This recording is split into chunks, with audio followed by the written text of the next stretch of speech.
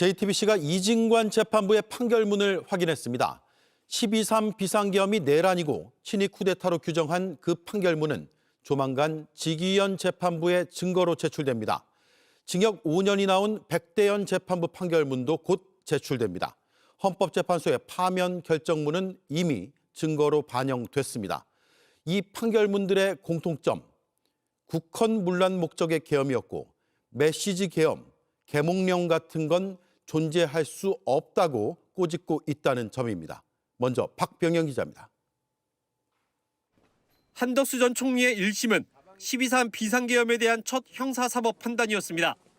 348쪽 분량의 판결문엔 폭력수단으로 헌법 또는 법률의 기능을 없애는 행위는 결코 용인될 수 없다고 적혔습니다.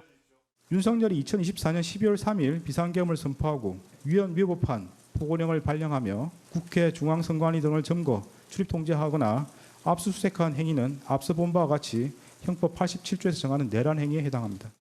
내란 특검은 12.3 비상계엄이 내란이며 친위 쿠데타로 판단한 이번 판결문을 윤석열 전 대통령의 내란 우두머리 혐의 사건을 맡은 지기현 재판부에 제출합니다.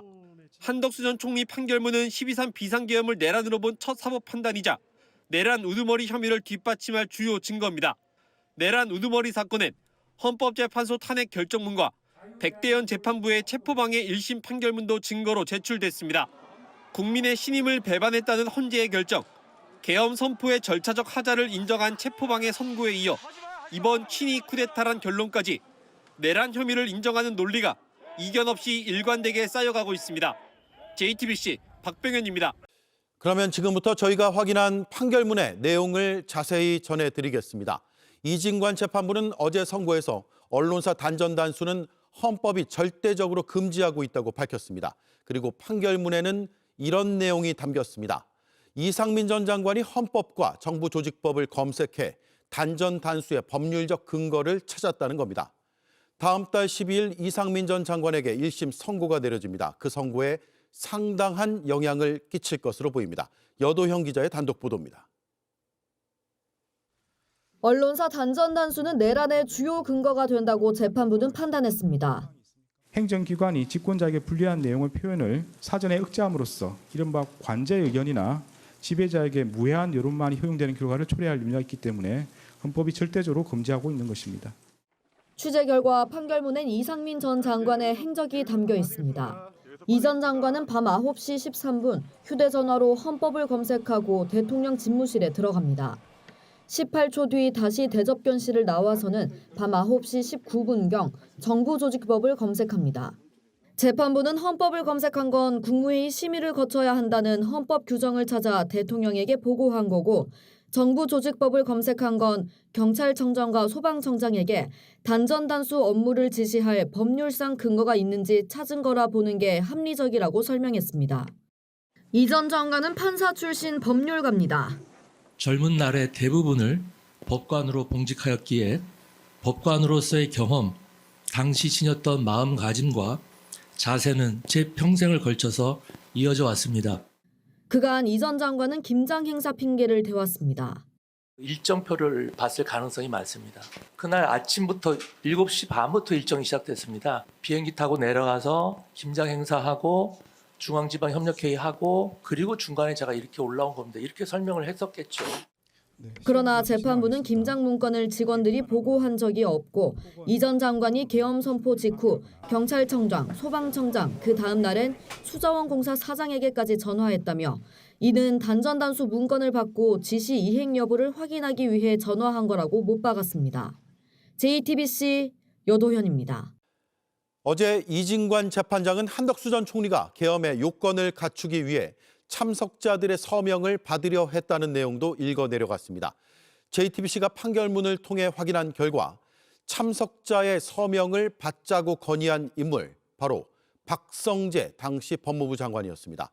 박 전 장관의 재판은 다음 주 월요일에 본격적으로 시작됩니다. 박 전 장관이 김건희 씨 수사를 무마한 의혹도 재판 내용에 포함되어 있습니다. 그 재판의 재판장, 다름 아닌 이진관 부장판사입니다. 김지훈 기자가 취재했습니다. 재판부는 한 전 총리 등이 국무회의 참석자 서명을 받으려 한 행위를 내란 가담 행위로 판단했습니다. 선포의 절차적 요건에 해당하는 부서를 바꾸자 시도함으로써 윤석열 등의 내란 행위에 있어 중요한 임무에 종사하였다고 봄이 타당합니다.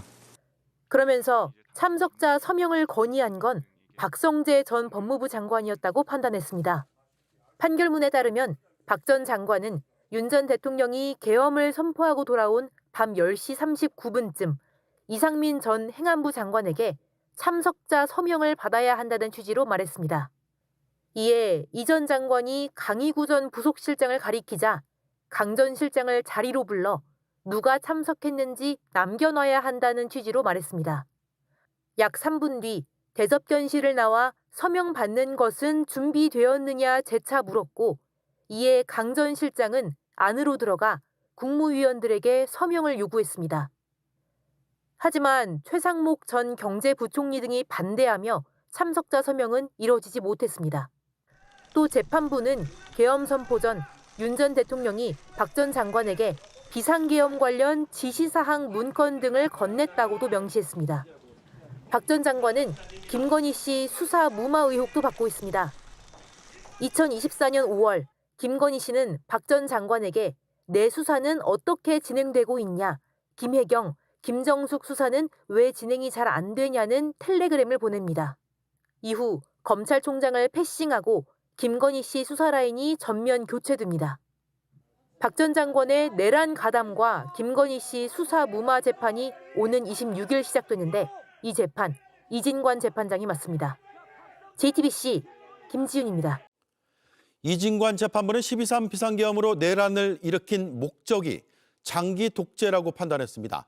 윤 전 대통령은 자신처럼 순진한 바보가 어떻게 쿠데타를 하냐는 주장까지 했습니다. 하지만 재판부는 장기 집권과 독재를 향한 권력 욕이었음을 정면으로 꼬집은 겁니다. 심가은 기자입니다. 윤석열 전 대통령이 내란 우두머리 혐의를 부인하기 위해 꺼내든 대표적인 논리가 경고성, 메시지 계엄이었단 주장입니다. 민주당의 예산 삭감과 이딴 탄핵 안발이의 부당함을 국민에게 알리기 위해 계엄을 선포했던 겁니다. 최우진 술땐 메시지 계엄이 아니라면 왜 국회 본회의가 열릴 수 있는 날에 계엄을 선포했겠냐고 했습니다.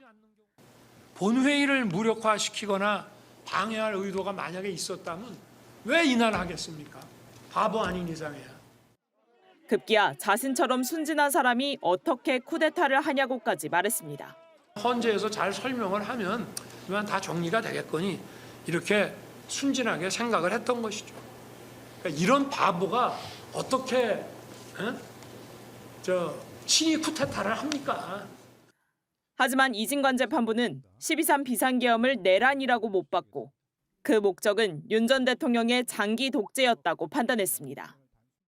세계사적으로 살펴보면 이러한 친위 쿠데타는 많은 경우 성공하여 권력자는 독재자가 되었고 국민의 생명과 재산과 같은 기본권은 본질적으로 침해되었으며 장기 집권을 향한 권력욕 때문에 민주주의와 국민의 기본권이 유린당한 과거로 돌아갈 뻔했다는 겁니다.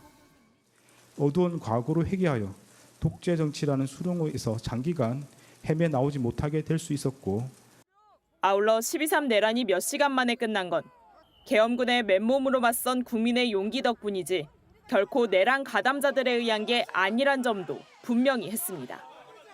이 재판장은 경고성 계엄이란 윤 전 대통령의 주장을 이렇듯 조목조목 배척했습니다. JTBC 심가은입니다. 윤석열 전 대통령은 전두환 세력의 겁박으로 계엄을 선포한 최규화 전 대통령을 언급하며 무죄를 주장하고 있습니다. 하지만 이진관 재판부의 판결을 보면 이 논리 역시 깨집니다. 재판부는 권력자 대통령이 벌인 위로부터의 내란이고 아래로부터의 내란인 전두환의 쿠데타보다 더 위험하다고 지적했기 때문입니다. 조혜영 기자입니다. 재판부는 12.3 내란이 권력의 정점에 있는 대통령이 벌인 친위 쿠데타로 위로부터의 내란이라고 규정했습니다.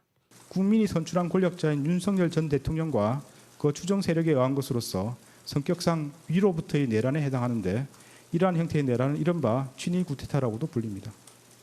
때문에 과거 전두환 신군부가 권력을 잡기 위해 일으킨 아래로부터의 내란과 비교가 안 될 정도로 위험하다고 판단했습니다. 12.3 내란은 이러한 위로부터의 내란에 해당되는 점에서 그 위험성의 정도가 아래로부터의 내란과 비교할 수 없습니다. 윤 전 대통령은 자신의 내란 재판에서 헌재의 탄핵 결정과 내란 수사를 비판할 때만 선출된 권력이란 권위를 내세웠습니다. 약 1,800만 표를 얻어서 된 최고의 민주적 정당성을 가진 대통령을 그런 식으로 재판에서 탄핵했다는 것은 참 안타까운 일입니다.